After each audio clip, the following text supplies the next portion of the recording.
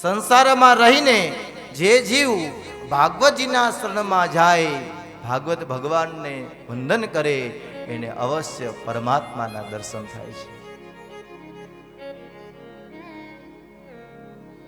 અહીં ભાગવતકાર બતાવે છે આ પ્રમાણે ઉદ્ધવજીને એ દિવ્ય તેજ હતું પ્રભુનું, એ દિવ્ય તેજ એ ઉદ્ધવજીના કરકવળમાં રહેલું એ દિવ્ય ગ્રંથ એટલે ભાગવત મહાપુરાણ, એમાં દિવ્ય તેજને પધરાવ્યું. ભગવાનનો સમય થયો, ભગવાન ધીમે ધીમે એ પોતાના દિવ્ય લોક તરફ પ્રસ્થાન કરે છે. અને અહીં એ ભાગવતજીના એ મહત્તમમાં એક એવી કથા બતાવી છે, આત્મદેવ નામના બ્રાહ્મણની કથા બતાવી છે. જે મળે એમાં પ્રભુની કૃપા સમજવાની, અને જે નથી મળ્યું એમાં પ્રભુની ઈચ્છા સમજવાની. અહીં તુંગભદ્ર નામની નદી, હવે સંસ્કૃતમાં એનો અર્થ સંસ્કૃતકારોએ એવો બતાવ્યો છે, ભદ્રા એટલે કલ્યાણ, કે હર હંમેશ કલ્યાણ થાય. અને એવી એ નદી છે, તુંગભદ્રા નદીને કિનારે આત્મદેવ નામના બ્રાહ્મણ છે. જે આત્મા એ જ પરમાત્મા છે. જો આપણે ધારીએ તો આપણા શરીરમાં જ પ્રભુ બિરાજે છે. અને જ્યારે જ્યારે આપણે આંખ બંધ કરીએ અને ત્યારે પ્રભુના દર્શન થાય તો સમજવાની કે આપણી ભક્તિ ધીમે ધીમે પરિપક્વ થઈ ગઈ છે. અને જ્યારે આંખ બંધ કરીએ અને માત્ર અંધકાર દેખાય તો સમજવાનું કે આપણે હજી સત્ય તરફ ડગલા વધારે ભરવાના છે. અહીં ભાગવતકાર બતાવે છે, આત્મદેવ નામના બ્રાહ્મણ પોતાનું દિવ્ય જીવન છે, એવું દિવ્ય જીવન છે કે ભગવાનની ભક્તિ કરે, એક એક પુરસ્ચરણ પસાર કર્યા છે, 1 2 3 એ પ્રમાણે 99 પુરસ્ચરણ એની ઉપાસના પૂરી કરી છે. પણ એમની ધર્મપત્ની, એનું નામ બતાવ્યું છે ધુંધુલી. આત્મદેવ નામના બ્રાહ્મણ, એની ધર્મપત્ની એટલે કે ધુંધુલી પોતાનું જીવન ભક્તિ દ્વારા એ પસાર કરે છે. પરંતુ એને જીવનમાં એક જ બાબતનું દુઃખ હતું, એને સંતાનનું સુખ ન હતું. અરે એટલું જ નહીં, આત્મદેવ નામના બ્રાહ્મણ પોતાના જ આંગણામાં કોઈ વૃક્ષ વાવે, વૃક્ષનું સિંચન કરે તો વૃક્ષ ઉછરે નહીં, એ બળી જાય. પોતાના આંગણામાં કોઈ ગાય લઈ આવે અને ગાય લઈ અને એની સેવા કરે તો ગાય પણ એ વિહાય નહીં. અને હવે આત્મદેવ નામના બ્રાહ્મણ થાકી ગયા છે. સજ્જનો યાદ રાખજો, આ પૃથ્વી ઉપર મનુષ્ય કોઈ સુખી નથી, બધા જ દુખી છે. પણ ભાગવતકાર કહે છે કે જે શાંત ચિત્તે સવારે જ્યારે જાગૃત થાય અને જાગતા સમયે જો તમને પ્રભુનું સ્મરણ થાય તો સમજવાનું કે તમે સુખી છો. જ્યારે તમે ભોજન કરવા માટે બરોબર મધ્યાહનના સમયે તમારા એ થાળમાં જે કાંઈ ભાણું પીરસાય અને તમે જ્યારે ભોજન કરવાની તૈયારી કરો અને એ સમયે તમે પ્રભુનું સ્મરણ કરો, સમજવાનું કે તમે હજી સુખી છો.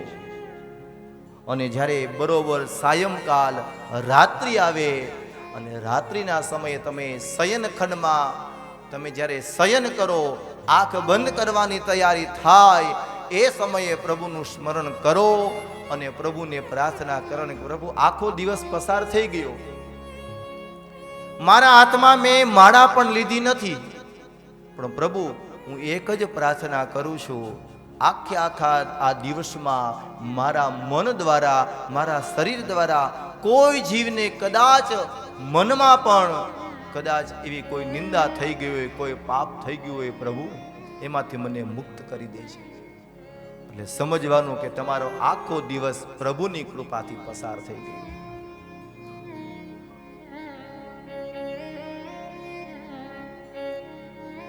ભાગવતકાર બતાવે છે કે કંઈક પ્રભુની કૃપા છે તો આ કળિયુગમાં આવો સત્સંગનો આપણે અત્યારે લાભ લઈ રહ્યા છીએ. કંઈક રણછોડ બાપાની કૃપા છે અને એ કૃપાને કારણે આ ભૂમિ ઉપર એક વખત નહીં, આ ગામમાં તો ઘણી બધી કથાઓ થઈ છે. યાદ રાખજો, આ રામની કૃપા છે. રામચરિત માનસમાં બતાવ્યું છે, બિનુ સત્સંગ વિવેક ન હોય, રામ કૃપા બિનુ સુલભ ન સોઈ. તમે જ્યારે એકાંતમાં બેસાવો ને બેઠા હો ત્યારે તમારે યાદ કરવાનું છે કે પ્રભુએ મને તમને કેટલું આપ્યું છે. જો કેવો શબ્દ પ્રયોગ થયો છે, એકાંતમાં બેઠા હો. 4-5 જણા ભેગા બેઠા હોય ત્યારે તો બધાને ખબર જ છે, એકાદો વિષય ખુલી જાય, ફલાણા આ મતાન, ઓલા આ મતાન. નહીં, હર હંમેશ એકાંતમાં બેઠા હરિને સ્મરણ કરવા, હરિને યાદ કરવા. અહીં ભાગવતકાર બતાવે છે, આત્મદેવ નામના બ્રાહ્મણ પોતાનું દિવ્ય જીવન છે, જેવા નામ છે એવા એનામાં ગુણ છે, પણ એની ધર્મ પત્નીનું નામ બતાવ્યું છે ધુંધુલી, કે જે સતત નિંદા જ કરે છે. કોની? તો કે બીજાની. અને જ્યાં પર નિંદા થાય, એ પર નિંદા થાય ત્યાં કળિયુગ નિવાસ કરે છે. હવે યાદ કરજો, બીજાની વાતો તમારે કરવી કે નહીં એ હવે તમને મુબારક. પાછા કથામાં આવી જાય. કથામાં બતાવ્યું છે કે બંને પતિ અને પત્ની પોતાનું જીવન પસાર કરે છે. 99 પુરસ્રણ પૂરા થઈ ગયા, ગાય પણ વાંજણી રહે.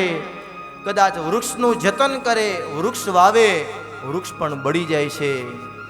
આ પ્રમાણે પોતાનો સમય પસાર કર્યો અને હવે એનાથી દુઃખ સહન થતું નથી. કઈ વાતનું દુઃખ હતું? એક જ વાતનું દુઃખ હતું. અને સજ્જનો, તમે જોજો તમારી દ્રષ્ટિ દ્વારા કે જ્યાં ખાવાનું જાજુ હશે ને ત્યાં ખાવાવાળા હશે નહીં, અને જ્યાં ખાવાનું નહીં હોય ત્યાં ખાવાવાળા જાજા હશે. બસ આ જ કળિયુગ છે. હવે આત્મદેવ નામના બ્રાહ્મણના ઘરમાં બધું જ છે, પણ પોતાના જીવનમાં કોઈ સંતાનનું સુખ નથી. બસ એને જ કારણે એના મનમાં આજે મનમાં ને મનમાં પોતાનું વિચાર જે છે ધીમે ધીમે ઉદ્વેગ પામે છે. એટલો બધો ઉદ્વેગને કારણે પોતાના મનમાં ક્રોધ આવ્યો છે, અને ક્રોધને કારણે હવે આજે પોતાનું ઘર છોડી અને એ જ તુંગભદ્રા નદીને કિનારે પહોંચી, બરોબર મધ્યાહનનો સમય હતો, પોતાનું શેષ જીવન હતું ને એ પોતાનું શરીરનો ત્યાગ કરવાનો વિચાર આવે છે. મહાપુરુષો કહે છે કે જ્યારે જ્યારે તમારા મનમાં ક્રોધ આવે ને ત્યારે એક પ્રકારનો નિર્ણય ક્યારેય લેવો નહીં. આપણે શું કરીએ?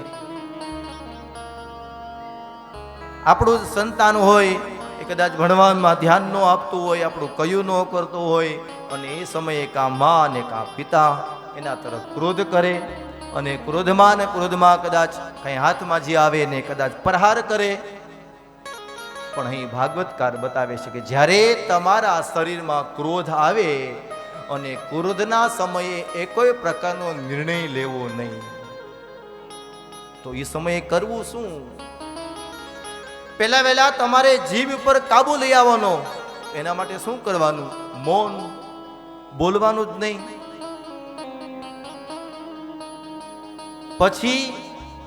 પછી તમારે જે નિર્ણય લેવાનો છે વિચારવાનો, પણ તમે ઓટોમેટિક તમે મૌન રાખશો ને એટલે પ્રભુની કૃપા થશે. ધીમે ધીમે ક્રોધ શાંત થઈ જશે, અને ક્રોધ શાંત થઈ જાય પછી તમારે નિર્ણય લેવાનો. પણ કોને યાદ કરીને? ગુરુદેવને યાદ કરવાના, તમારા વડીલોને યાદ કરવાના, તમારા ઈષ્ટદેવને યાદ કરવાના, અને પછી તમારે નિર્ણય લેવાનો. પણ આપણે નિર્ણય લેવામાં ઉતાવળ કરીએ છીએ, અને નિર્ણયને કારણે માણસ બહુ દુઃખી થાય છે. આત્મદેવ નામના બ્રાહ્મણને વિચાર આવ્યો, ક્રોધ આવ્યો, અને ક્રોધને કારણે નિર્ણય લીધો. કયો નિર્ણય? કે હવે બસ મારે આ સંસાર સાગરમાં જીવવું જ નથી, મારું શેષ જીવન છે એને મારે હવે ત્યાગ કરવો છે. મધ્યાહનનો સૂર્ય તો તપતો જ હોય છે, અને તપેલો સૂર્ય અને એમાંથી ઘરમાંથી નીકળેલા આત્મદેવ નામના બ્રાહ્મણ, અને એનો જ સૂર્ય પણ તપી રહ્યો છે ક્રોધને કારણે. અને નદી કિનારે જઈ અને નદીમાં પોતાનું શરીર પડતું મૂકે અને એ જ પેલા કોઈ મહાપુરુષની કૃપા થઈ છે અને મહાપુરુષે એ બ્રાહ્મણનો હાથ પકડી લીધો છે. અરે હે બ્રાહ્મણ દેવ, તમે શું કરી રહ્યા છો?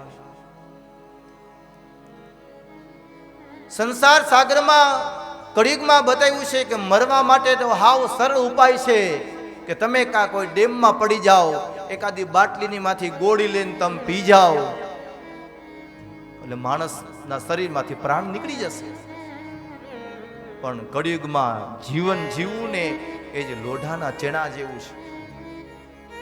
એના માટે પુરુષાર્થ કરવો પડે, એના માટે મહેનત કરવી પડે અને મહેનત કરશો ને એટલે તમારું ભાગ્ય પણ ફળી જશે અને તમને ફળ પણ મળશે.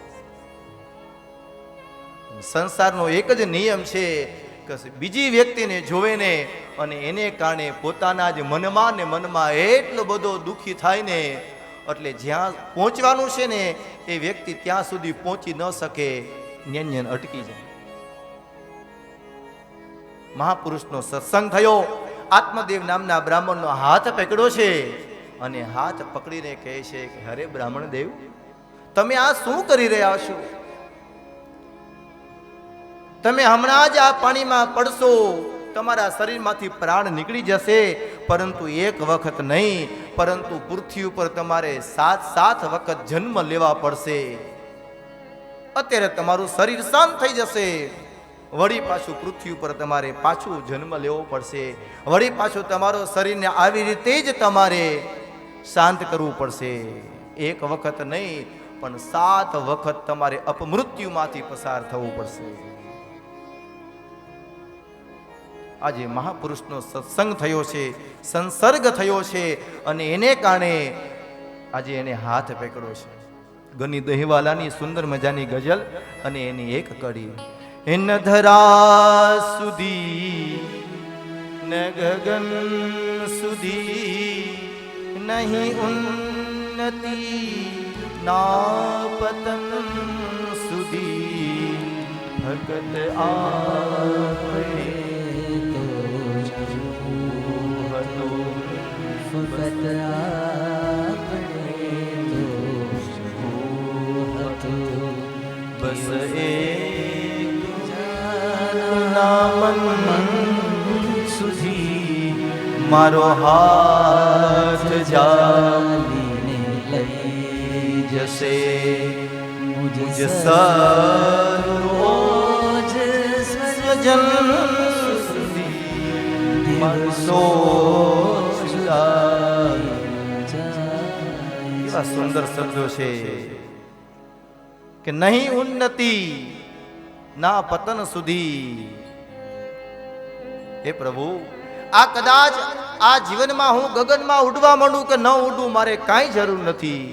ન ગગન સુધી ના ઉન્નતિ, ગમે એટલી મને પ્રગતિ મળે, મારી ઉન્નતિ થાય, હું ગગનમાં કદાચ ઉડવા માંડું, પ્રભુ એનો પણ મને જરૂર નથી. પણ મારા જ ઘરમાં હું રહું, 5 વ્યક્તિ હોય, 6 વ્યક્તિ હોય, 7 વ્યક્તિ હોય, 4 વ્યક્તિ હોય, બસ હે પ્રભુ એ બધાયના હું મન જીતી જાઉં. હે પ્રભુ એટલું પણ નહીં, હવે સાંભળજો.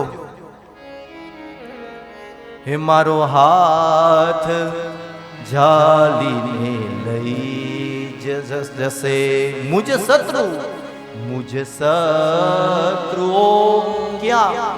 સ્વજન સુધી. આપણો શત્રુ હોય અને ઈ આપણો હાથ પકડે, એટલે પ્રભુ ઈ આપણો હાથ પકડે, પ્રભુ આપણે શત્રુ. કેવી રીતે?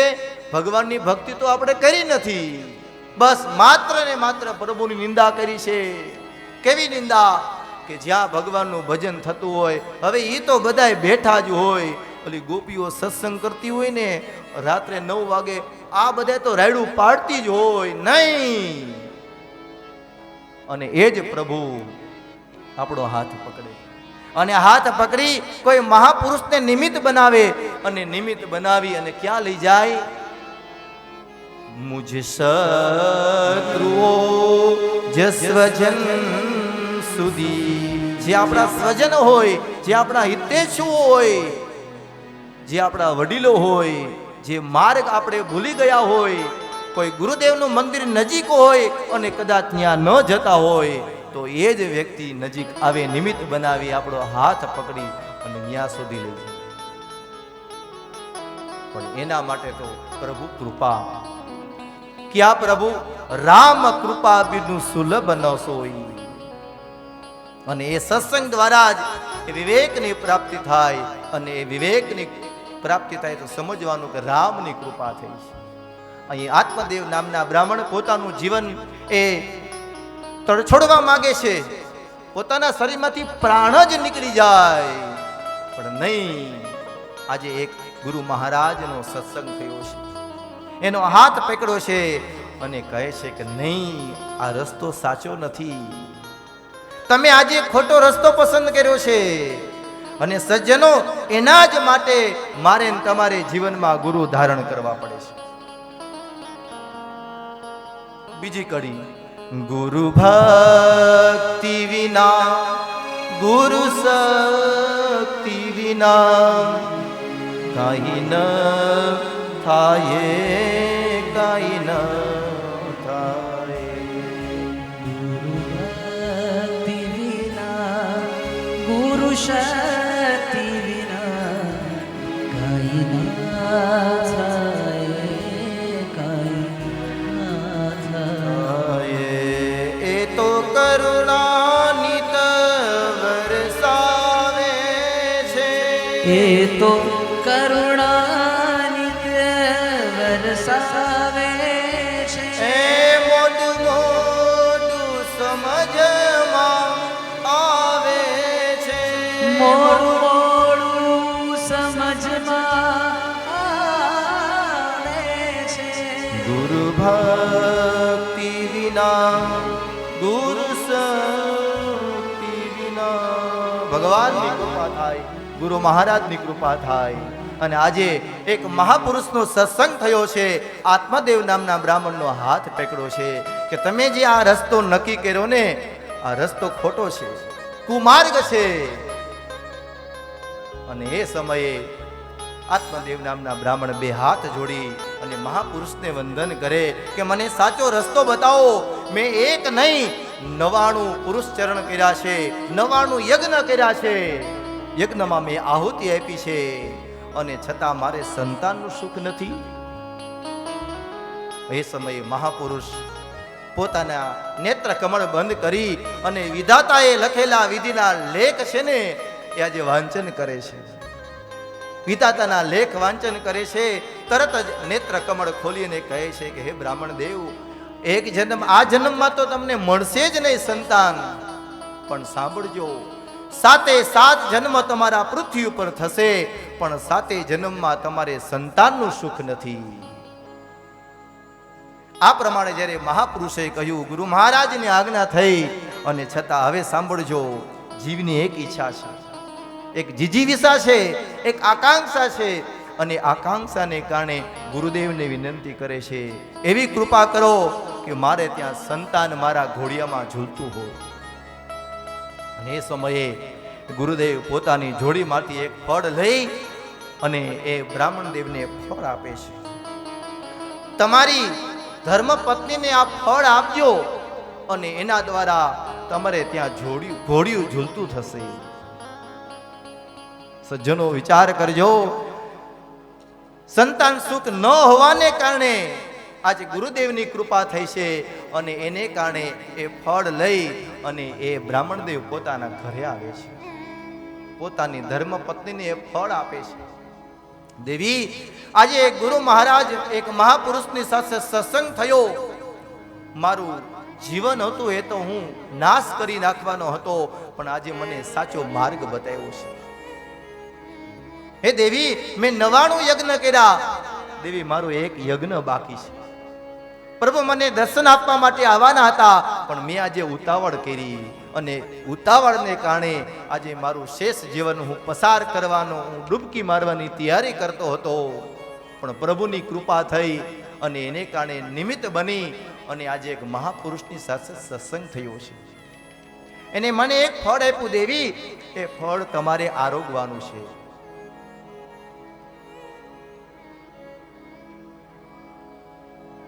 ફળ એને આપ્યું છે, પરંતુ ધૂંધુલી વિચાર કરે છે, આ ફળ તો મને મળી ગયું, ફળ હું કદાચ આરોગી જાઉં, પણ કદાચ મારા શરીરમાં એ ધીમે ધીમે ગર્ભ વધે, મારું શરીર છે એ કદાચ ડામાડોળ બની જાય, મારો ચહેરો છે કદાચ ફૂલી જાય, માટે મારે આ ફળ ખાવું નથી.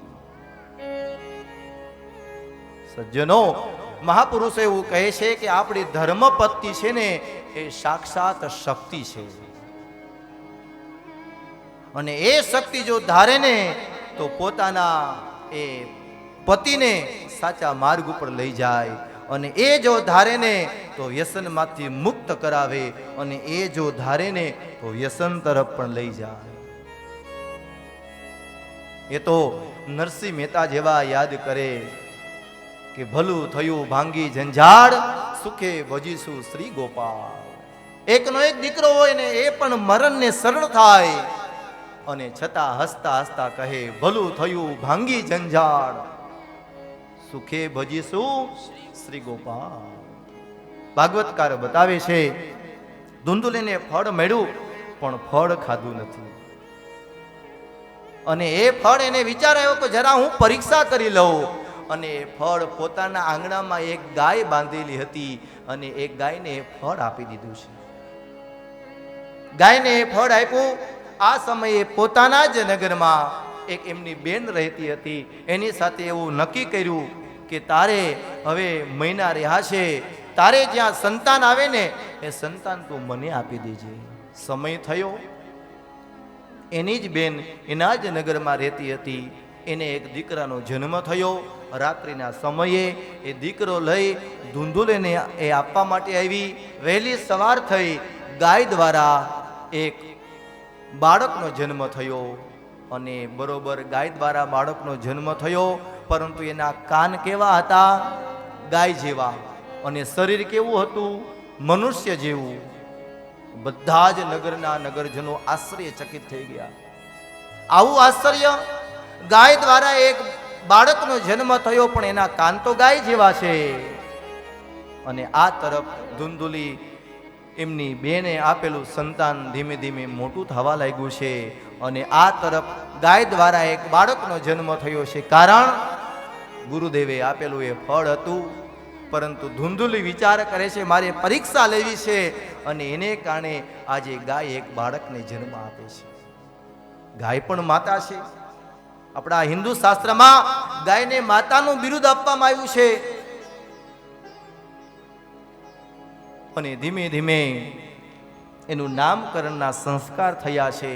16 સંસ્કાર ધીમે ધીમે પસાર થાય એ પહેલા ધુંધુલી એના બેને આપેલો જે દીકરો હતો એનું નામ છે ધુંધુકારી, અને ગાય જેવા જેના કાન છે એનું નામ રાખ્યું છે ગૌકર્ણ.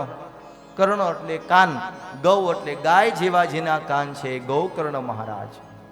અહીં ભાગવતકાર બતાવે છે બંને હવે યુવાન બન્યા છે. ગૌકર્ણ મહારાજને વિચાર આવ્યો કે મારે વેદ સાર લેવા માટે, વેદનું અધ્યયન કરવા માટે મારે પાઠશાળા તરફ મારે પ્રવેશ કરવો છે. અને એવું મનમાં વિચાર કરી ગૌકર્ણ મહારાજ પાઠશાળામાં કાશી ક્ષેત્રમાં અભ્યાસ કરવા માટે નીકળી ગયા છે. પરંતુ અહીંયા ધુંધુલીનો બેનનો દીકરો ધુંધુલી એનો ઉછાર કરે છે, એનું પાલન કરે છે, પાલક માતા બેની છે. પણ જેવું નામ છે એવા એનામાં ગુણ છે. શું નામ છે? ધુંધુકારી. ધુંધુકારી પોતાના નગરમાં રમવા માટે જાય, પોતાના મિત્રની સાથે રમે, પણ રમતા રમતા ઝઘડો કરે. સાંજ પડે, ઘરે આવે, ઘણી બધી રાવ લઈ અને માતાઓ આવે અને ધુંધુલીને કહે કે હે દેવી, તારા દીકરાએ આજે તોફાન કર્યો, મારો દીકરો રમતો હતો, એને ધક્કો માર્યો અને વાવમાં એને નાખી દીધો.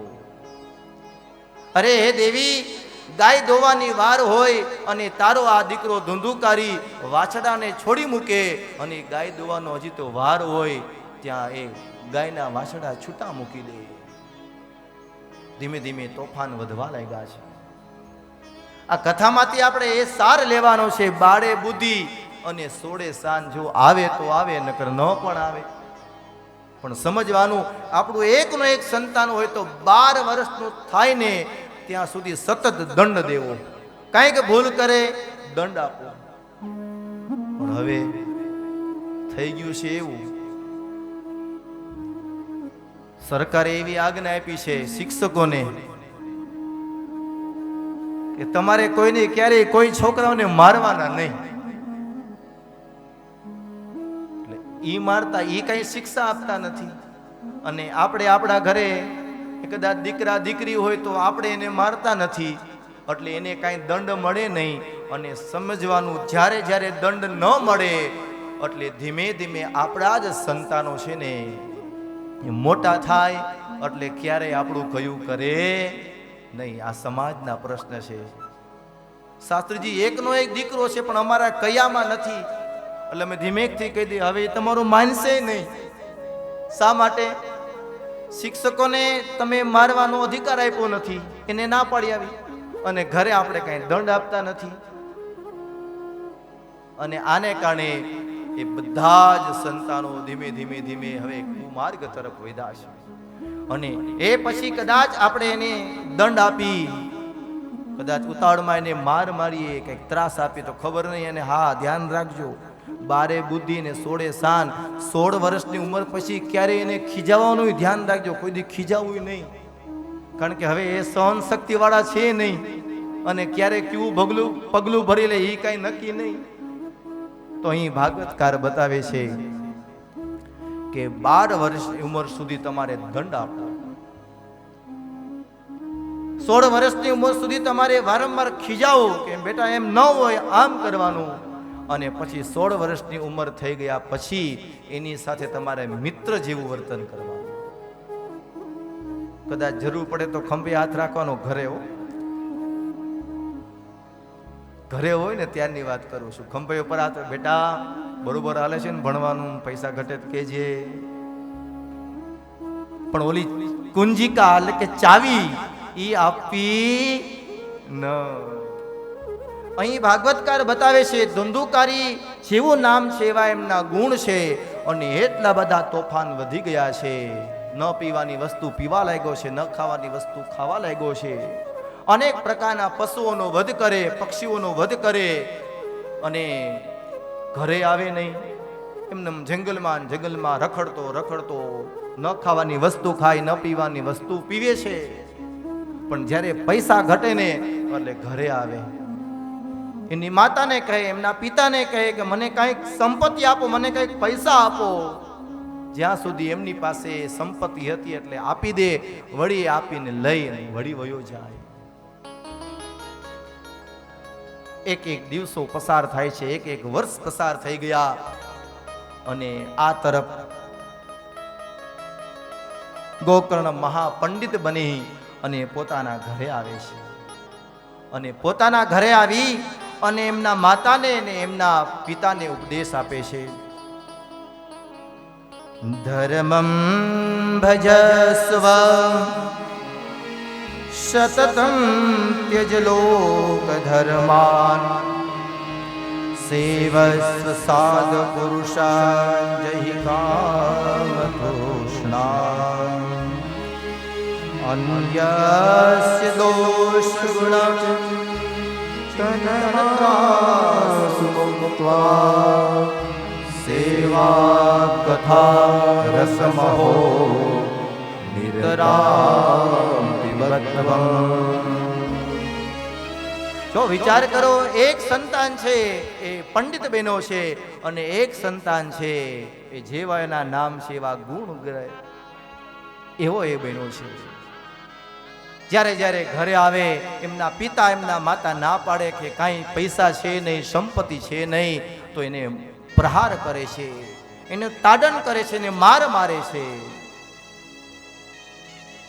વિચાર કરો શ્રોતાઓ કે એ જ પિતાને વલખા હતા.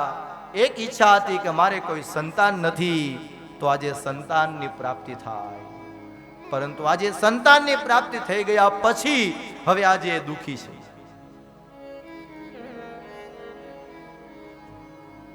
આત્મદેવ નામના બ્રાહ્મણને આજે ગોકર્ણ મહાપંડિત બનીને આવ્યા છે.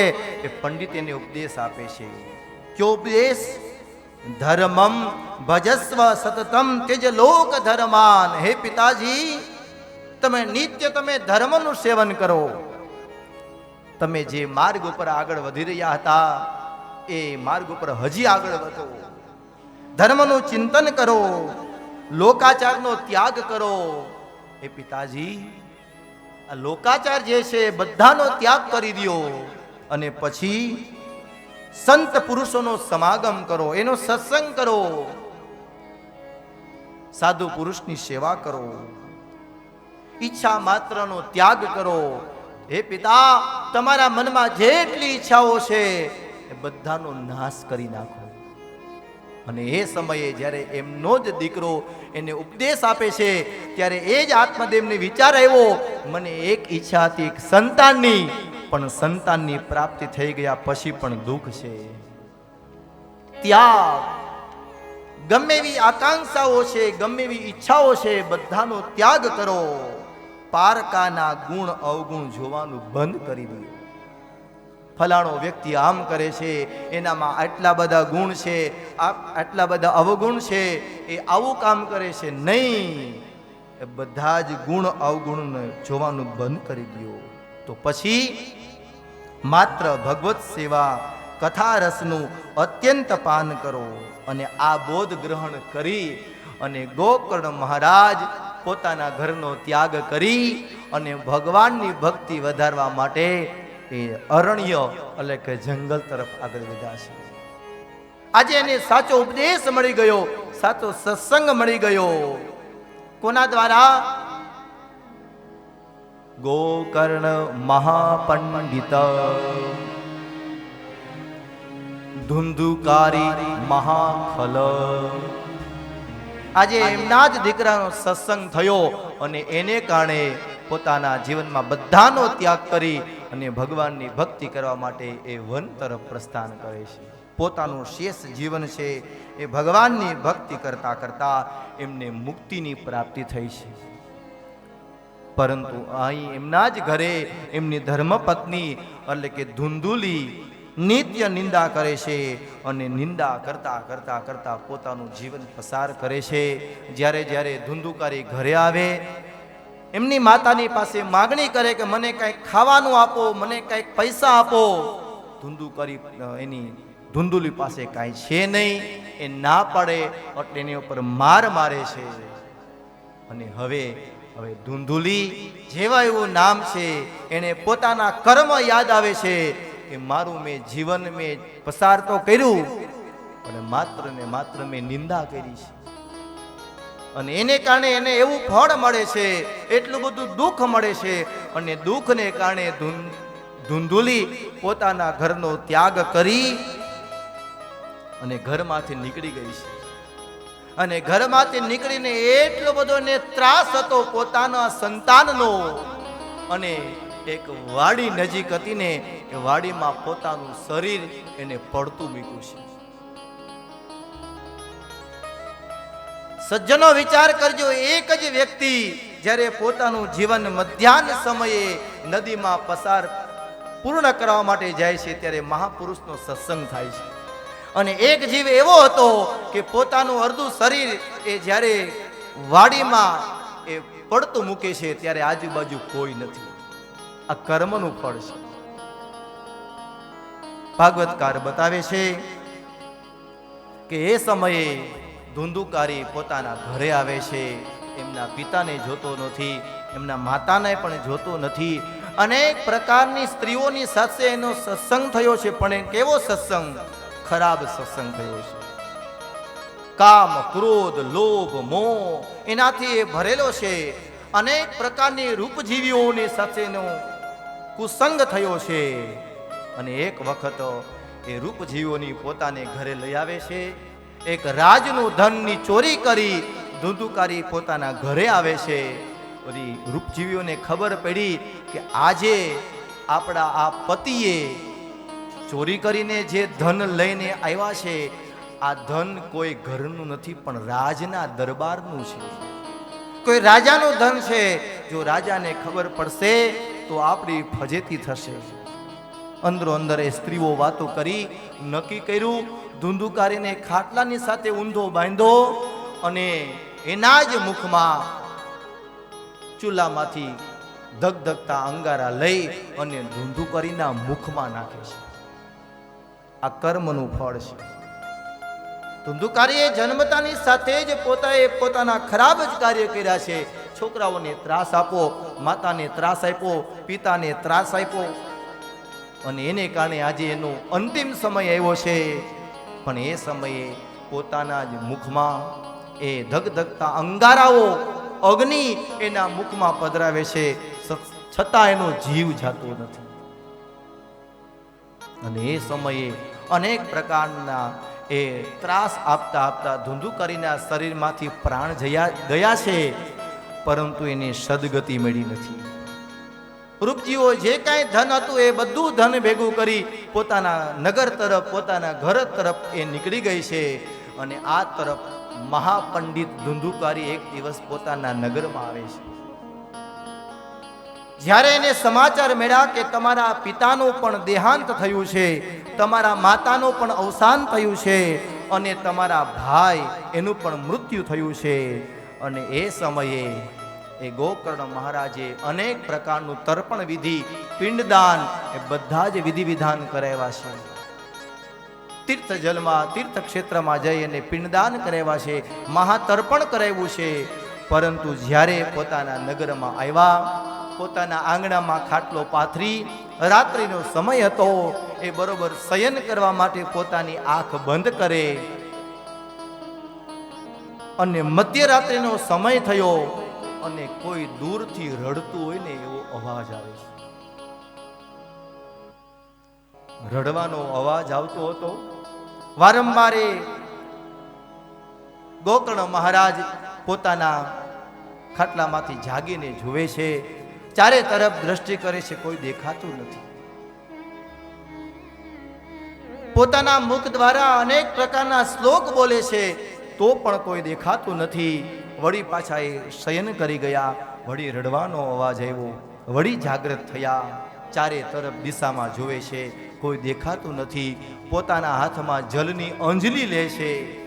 જલની અંજલિ લઈ અને સંકલ્પ કરે છે, ભગવાન ઈષ્ટદેવનું, ગુરુદેવનું સ્મરણ કરી અને પ્રાર્થના કરે છે કે જો વહેલી સવારે હું જાગૃત થઈને જો મારું નિત્ય કર્મ જો સાચું હું કરતો હો, આ જલ જે રડવાની, જે દિશામાંથી રડવાનો અવાજ આવે છે એ તરફ હું જલની અંજલિ નાખું અને એ જે જીવ હોય એ પોતાના મુખ્ય રૂપમાં આવીને બોલી શકે. પોતાના હાથમાં જલની અંજલિ લઈ દિશા તરફ છાટે છે અને એ સમયે એ પ્રેત હતો અને વાચા આવે છે અને બોલે છે, હે ભાઈ, એવી કોઈ કૃપા પધરાવો, મારું અપમૃત્યુ થયું છે, મને સદગતિ મળી નથી. ગોકર્ણ મહારાજ કહે છે, ભાઈ, જ્યારથી મને સમાચાર મળ્યા છે ત્યારથી મેં તર્પણ કરી નાખ્યું, પિંડ સંયોજન કરી નાખ્યા, પિંડદાન કરી નાખ્યું. અરે એક એક ક્ષેત્રમાં નહીં, પણ જે જે તીર્થ ક્ષેત્રમાં હું જાઉં ત્યાં ત્યારે મેં વિધિ પણ કરી નાખી છે. એ સમયે ધુંધુકારી રડતા રડતા કહે છે કે ભાઈ, તમે કદાચ વિધિ કરી હશે છતાં મને સદગતિ મળી નથી. તમે કોઈ એવો ઉપાય કરો કે મને મોક્ષની પ્રાપ્તિ થાય. અને એ સમયે ગોકર્ણ મહારાજ એમના ભાઈને એક વિનંતી કરે છે કે ભાઈ, આવતીકાલે સૂર્યોદય થશે ને, મને તો ખબર નથી, મેં ઘણા બધા વિધિ વિધાન કરાવ્યા છે અને છતાં તને મોક્ષ મળ્યો નથી ને, હું સૂર્યનારાયણ પાસેથી તારો મોક્ષનો કોઈ મહિમા જાણી લઈશ. વહેલી સવાર થયા અને સવાર થયો અને જાગૃત થયા, પોતાનું નિત્ય કર્મ કરે છે, સૂર્યનારાયણને અર્ઘ્ય પ્રદાન કરે છે અને એક ક્ષણ માટે સૂર્યનારાયણને વિનંતી કરે છે કે હે સૂર્યદેવ, એવી કોઈ કૃપા કરો કે મારા ભાઈને સદગતિની પ્રાપ્તિ થાય. અને એ સમયે સૂર્યનારાયણ એટલું જ કહે છે કે હે મહાપંડિત ગોકર્ણ મહારાજ, એક જ ઉપાય છે કે તમે તમારા આંગણામાં 18,000 શ્લોકનું ગાન કરો. તમે 18,000 શ્લોકનું અનુષ્ઠાન કરશો ને તો જ એ પ્રેતની સદગતિની પ્રાપ્તિ થશે. અને એ સમયે વહેલી સવારે સૂર્યનારાયણની ઉપાસના કરી છે, એમને સાચો માર્ગ મેળો. પોતાના નગરજનોને બોલાવ્યા છે, બધાને નિમંત્રણ આપ્યું છે, મંડપની રચના કરી અને ભાદ્રવ મહિનાના દિવસે એ તિથિમાં ભાગવત કથાનો પ્રારંભ કર્યો છે.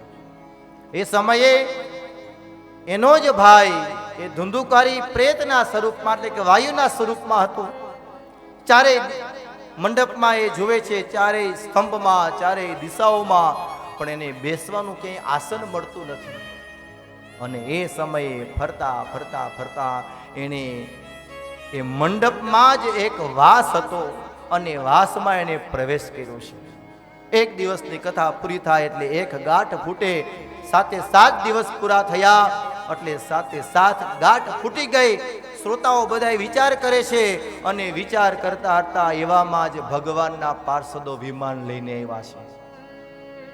વિમાન લઈને આવ્યા. એ જે પ્રેત યોનિને પ્રાપ્ત કરેલો જે ધુંધુકારી હતો એ પોતાના મૂળ રૂપમાં આવ્યા.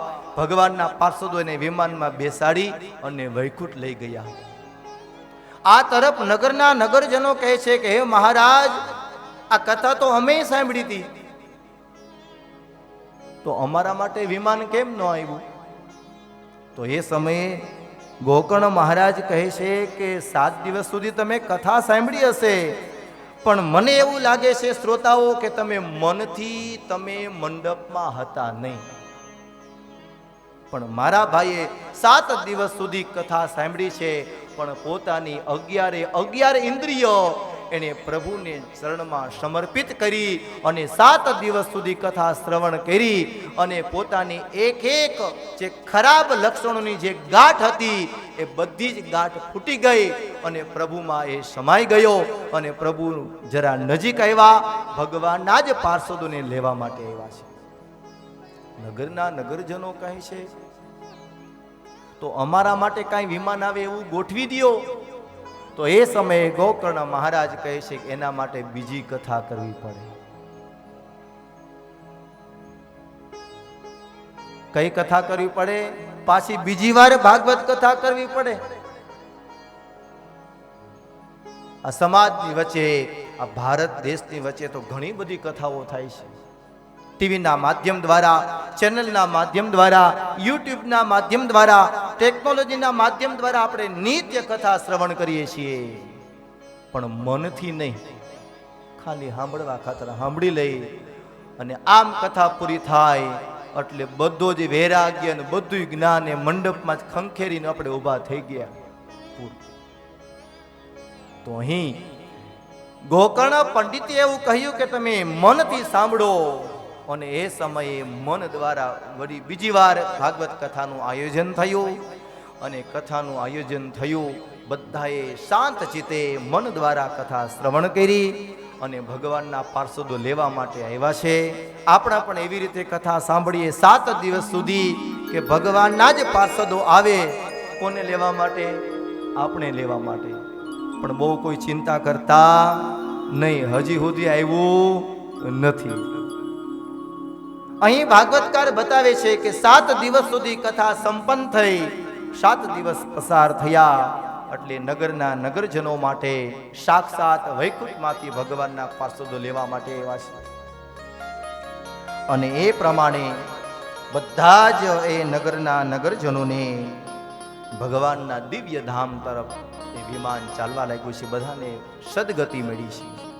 આ તરફ ભાગવતકાર બતાવે છે 6થા અધ્યાયમાં થોડો કથાનો ક્રમ બતાવ્યો છે, કથાના નિયમ બતાવ્યા છે કે દરેક સત્સંગી જીવે અનુકૂળ હોય તો ભૂમિ ઉપર શયન કરવું, અનુકૂળ હોય એક ટાઈમ સાત્વિક ભોજન કરવું, ડુંગળી, લસણ, તીખા પદાર્થો, ખાટા પદાર્થો એનો ત્યાગ કરવો, માત્ર સાત્વિક આહાર કરવો.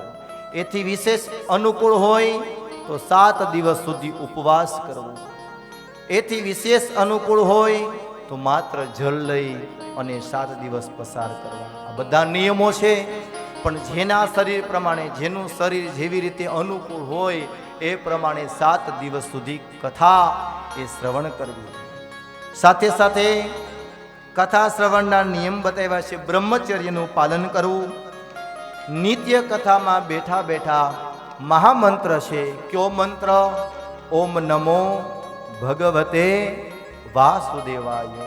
આનું સતત ભજન કરવું. વહેલા જાગૃત થઈ આપણું નિત્ય કર્મ સંપન્ન કરવું. નિત્ય કર્મ સંપન્ન કર્યા પછી કથા મંડપમાં આવી જવું. જો અનુકૂળ હોય તો તમે જે આસન ઉપર બેઠા હો એ જ આસન ઉપર આપણે કથા સાંભળવા માટે બેસવું. એટલે આ આસનની વાત નથી થતી. ઘણાએ ઘરેથી આસન લઈને આવતા હોય એ આસનની વાત થાય છે કે આસન વારંવાર બદલાવું નહીં. ભગવાનનું ભજન કરતા કરતા 7 દિવસ સુધી ઓમ નમો ભગવતે વાસુદેવાયનો સ્મરણ કરતા કથા શ્રવણ કરવું. જ્યારે જ્યારે કોઈ એવું સત્સંગ, કોઈ ચરિત્ર, કોઈ એવું દ્રષ્ટાંત ગમે તો એ સમયે તાલી પાડી અને વક્તાઓને જ્યારે નવાજવા, એટલે એના જ્ઞાનમાંથી બીજું કોઈ સારું દ્રષ્ટાંત આપને મળે એ પ્રમાણે તાલીઓ પાડી. કોઈ વાત ગમે તો તાલી પાડવી. અને મને એવો વિચાર છે કે તમને કોઈને આ કથામાં જરાય કંટાળો ન આવે ને એવો મેં પ્રયત્ન કર્યો છે ને હજી વધારે કરવાનો છે.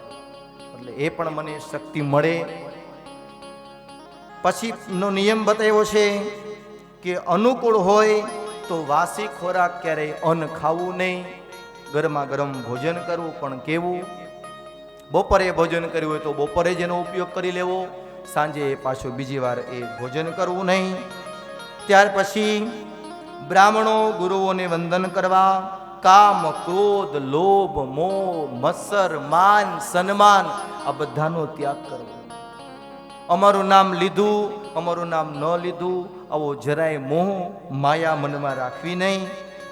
એની સાથે સાથે પર નિંદાનો ત્યાગ કરવો. કેટલા દિવસ માટે? 7 દિવસ માટે. ઓમ તો આખા જીવનની વાત છે, પણ આપણે સત્સંગ કરતા હોય ને આમ સત્સંગ પૂરો થાય ને એટલે એકાદી ફાઇલ ખુલી જાય એટલે ઈ નિંદા પાછી ચાલુ થઈ જાય. એટલે ઈ સત્સંગ એ દિવસનો સમજવાનો. એ સત્સંગ ક્યાં વયો ગયો? એડે વયો ગયો. ત્યાર પછી ક્રમ બતાવ્યો છે કે ભગવાનનું ભજન કરતા કરતા વહેલી સવારે જાગૃત થવું અને આ જ મંડપમાં સાંજના સમયે 1 અથવા તો 2 ધોળ અથવા તો કીર્તન બેનોએ ગાવું. કદાચ વહેલી સવારે આપણે 9નો સમય છે, 9 થી 12, એમાં કદાચ બેનો 8:30 આવી ગયા હોય તો એ સમયે કથામાં મંડપમાં બેઠા બેઠા એકાદું ધોળ અથવા તો કીર્તન તમારે ગાવું. બપોરે 3 વાગ્યાનો સમય છે અને 3 વાગ્યાના સમયમાં કદાચ આપણે વહેલા આવી ગયા હોય 2:30 વાગે તો એ સમયે પણ આપણે ધોળ કીર્તન ગાવા. એને કારણે પ્રભુ જરા નજીક આવશે. આ બધા નિયમ બતાવ્યા છે. ત્યાર પછી વધારે નિયમ બતાવ્યા છે કે જો અનુકૂળ હોય તો ભાગવત ભગવાનની 108 નીતિઓ એટલે કે દરરોજ પ્રદક્ષિણા કરવી. પણ ક્યારે? તો કે વહેલી સવારે. ક્યાં સમયે? કે 4 વાગ્યા પછી. 2 વાગે ઉઠીને કંઈક સ્નાન કરીને ન આવી જતા કે 108 પ્રદક્ષિણા કરવાની. પણ સમય પ્રમાણે 4:30 5નો એ સમય છે પ્રાતઃ બ્રહ્મ મુહૂર્તમાં. એ સમય 108 એ પ્રદક્ષિણા કરવી. કારણ કે સાક્ષાત કલ્પ વૃક્ષ છે. તમારા સંતાનો ભણતા હોય તો એને પણ સાથે લઈ આવવા અને એને પણ કહેવું કે સારી સદવિદ્યાની પ્રાપ્તિ કરવી હોય તો ચાલ બેટા, દીકરી, દીકરા, તારે પણ પ્રદક્ષિણા કરવાની છે. જેવી જેની ઈચ્છા હોય એવું ઈચ્છાનો એ ફળ સાક્ષાત ભાગવત ભગવાન એ કલ્પવૃક્ષ છે એવું ફળ આપને પ્રાપ્ત થશે. પણ એની પહેલા આપણા શરીરમાંથી એ કામ, એ ક્રોધ, એ લોભ, એ મોહ, એ મત્સર આ બધાનો જો ત્યાગ થયો હશે તો પ્રભુ આપણા શરીરમાં પ્રવેશ કરશે. અને પ્રભુ શરીરમાં પ્રવેશ કરશે તો કલ્પવૃક્ષના મંડપ નીચે આપણે બેઠા છીએ, જેવી ઈચ્છા કરીશું એ આપણે બધી એ ઈચ્છા આપણે ભાગવત ભગવાન એ પૂર્ણ કરશે. બરોબર નાનો કાંટો 6 ઉપર, મોટો કાંટો 12 ઉપર આવી ગયો છે. 2 મિનિટ માટે આપણે સત્સંગ કરીએ અને આવતીકાલે સવારે 9 વાગે પુનઃ સત્સંગને આપણે આગળ વધારીશું. સાંજના સમયે કાલે કપિલ ભગવાનનું આખ્યાન, કપિલ ભગવાનનો જન્મ એની કથા આવશે. સવારે ભાગવત મહાપુરાણની કેવી રીતે રચના થઈ, ક્યાંથી આ મહાપુરાણની રચના થઈ, કોણે એની રચના કરી, એ પછી કોને આપ્યું, એ બધી કથા આવતીકાલે સવારે. આવો 2 મિનિટ માટે ભગવાનનું કીર્તન. વાસુદેવાય હરિ વાસુદેવાય, વાસુદેવાય હરિ વાસુદેવાય. ઓમ નમો ભગવતે વાસુદેવાય, ઓમ નમો ભગવતે વાસુદેવાય. વાસુદેવાય હરિ વાસુદેવાય, વાસુદેવાય હરિ વાસુદેવાય. ઓમ નમો ભગવતે વાસુદેવાય. ઓમ નમો ભગવતે તાલી તાલી તાલી. વાસુદેવાય. ઓમ નમો ભગવતે વાસુદેવાય. વાસુદેવાય હરિ વાસુદેવાય, વાસુદેવાય હરિ વાસુદેવાય. વાસુદેવાય હરિ વાસુદેવાય. વાસુદેવાય હરિ વાસુદેવાય. ઓમ નમો ભગવતે વાસુદેવાય. ઓમ નમો ભગવતે વાસુદેવાય. ઓમ નમો ભગવતે વાસુદેવાય. ઓમ નમો ભગવતે વાસુદેવાય. વાસુદેવાય હરિ વાસુદેવાય. વાસુદેવાય હરિ વાસુદેવાય. વાસુદેવાય હરિ વાસુદેવાય. વાસુદેવાય હરિ વાસુદેવાય. ઓમ નમો ભગવતે વાસુદેવાય. ઓમ નમો ભગવતે વાસુદેવાય. ઓમ નમો ભગવતે વાસુદેવાય. ઓમ નમો ભગવતે વાસુદેવાય. વાસુદેવાય વાસુદેવાય. વાસુદેવાય વાસુદેવાય. શ્રી રામચંદ્ર ભગવાન કી જય. શ્રી દ્વારિકાધીશ કી જય. શ્રી ભાગવત ભગવાન કી જય. સુખદેવજી મહારાજ કી જય. રણછોડજી મહારાજ કી જય. શરણમુક્તેશ્વર મહાદેવ કી જય. આચાર્ય શ્રી રઘુરામજી મહારાજ કી જય. બિલેશ્વર મહાદેવ કી જય. પિતૃનારાયણ દેવ કી જય. શ્રી ખોડિયાર માત કી જય. સિદ્ધેશ્વર મહાદેવ કી જય. સદગુરુ દેવ કી જય. अपने अपने माता पिता की जय. गौ मात की जय. नमः पार्वती पते हर हर महादेव.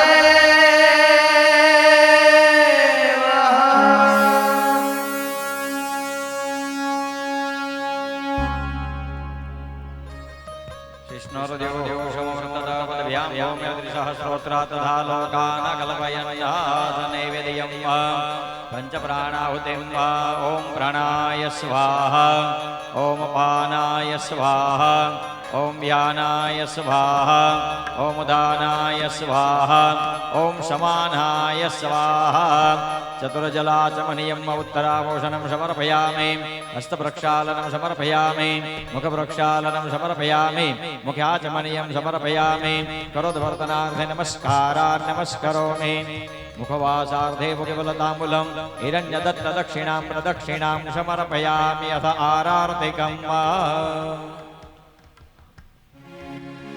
श्रीमद् भगवत करो आरती श्रीमद् भगवत करो आरती राधा कृष्ण नी सेवा वाला राधा कृष्ण नी सेवा वाला मोर मुकुट पीतांबर धारी मोर मुकुट पीतांबर धारी राधा पति वाला राधा पति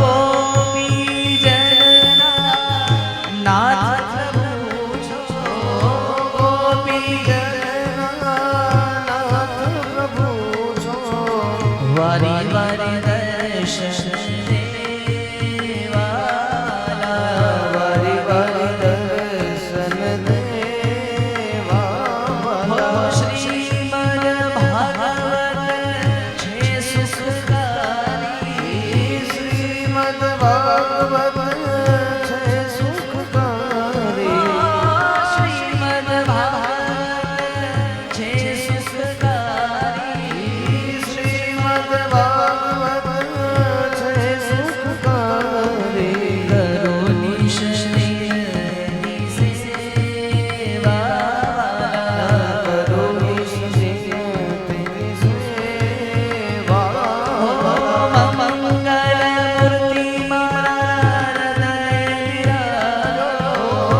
मूर्ति मंगल मूर्ति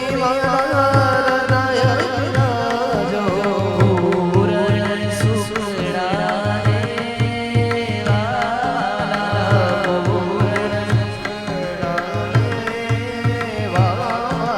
श्रीमद् भागवत करो आरती श्रीमद् भागवत करो आरती हो कर्पूर गौरम करुणावतारम संसार सारम भुजगेन्द्रहारम सदा वसन्तं हृदयारविन्दे भवं भवानी सहितं नमामि ओ मङ्गलं भगवान् विष्णु मङ्गलं गरुडध्वज मङ्गलं पुण्डरीकाक्षे मङ्गलायतनो हरे सर्वमङ्गलमाङ्गल्ये शिवे सर्वार्थसाधिके शरण्ये त्र्यम्बके गौरी नारायणे नमोऽस्तुते नारायणी नमोऽस्तुते नारायणी नमोऽस्तुते यानि कानि च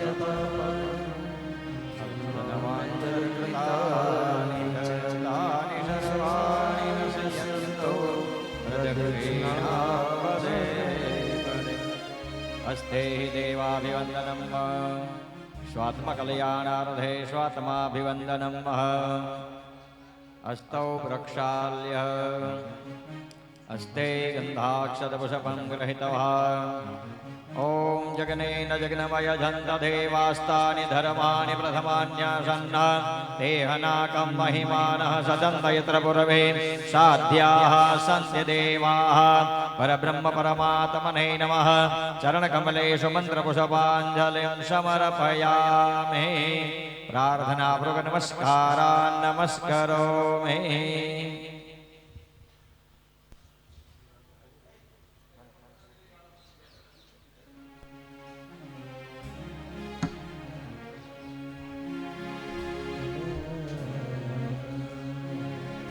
तेरी शरण प्रभु तेरी शरण तेरी શરણ પ્રભુ તેરી શરણ તેરી શરણ પ્રભુ તેરી શરણ તેરી શરણ પ્રભુ તેરી શરણ तेरी शरण में आया हूँ प्रभु मैं तेरी शरण में आया हूँ प्रभु मैं तेरी शरण में आया हूँ प्रभु मैं तेरी शरण में आया हूँ तेरी शरण प्रभु तेरी शरण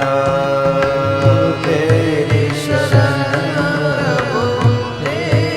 शरण तेरी शरण में आया हूँ प्रभु मैं तेरी शरण में आया हूँ तेरी शरण में आया हूँ प्रभु मैं तेरी शरण में आया हूँ तेरी शरण प्रभु तेरी शरण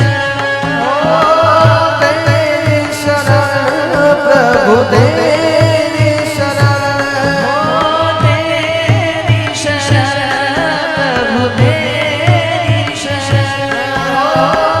तेरी शरण प्रभु तेरी शरण विषय विकार क्षण भंगूरा विषय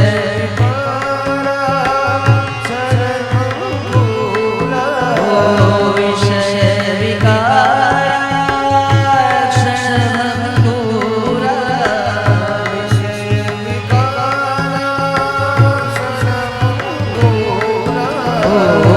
जन्म जन्म भर प्रभु जन्म जन्म माया प्रभु में जन्म जन्म प्रभु जन्म जन्म माया तेरी शरण प्रभु तेरी शरण तेरी शरण प्रभु तेरी शरण तेरी शरण गुरु जी तेरी शरण तेरी शरण गुरु जी तेरी शरण हे राजा राम राम राम सीता राम राम राम राजा राम सीता राम राम राम राधे श्याम श्याम श्याम राधे श्याम श्याम श्याम राधे श्याम श्याम श्याम राधे श्याम श्याम श्याम राजा राम राम राम सीता राम राम राम राजा राम राम सीता राम राम राम राधे श्याम श्याम श्याम राधे श्याम श्याम श्याम